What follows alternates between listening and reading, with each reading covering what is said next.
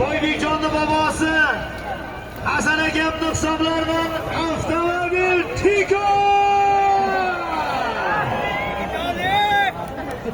Mana endi tog'asini ko'ramiz hozir.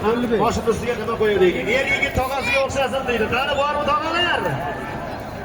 Ana avtomobil Tiko.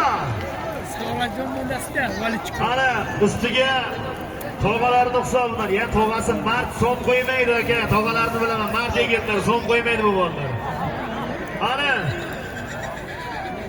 avtomobil Tiko. Qani oxir balvonlar.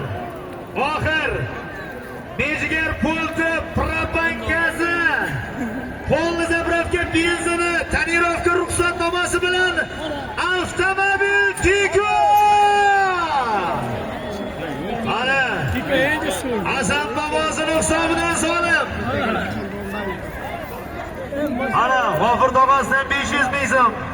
Mana qip-qizil cho'g'day bo'lib turgan avtomobil Tiko. Hasan bobosining ustidan ham yana ustiga keldi. 500 ming so'm avtomobil 1 million so'm bo'ldi oxir.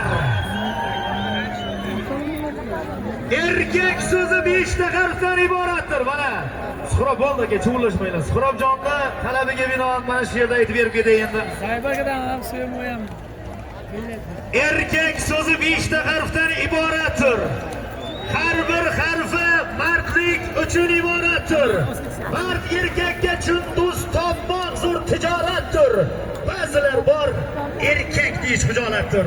Do'stga, yurtga ko'ksi qalqon turgan ham bor. Erkakman deb bir burchakda yurgan ham bor.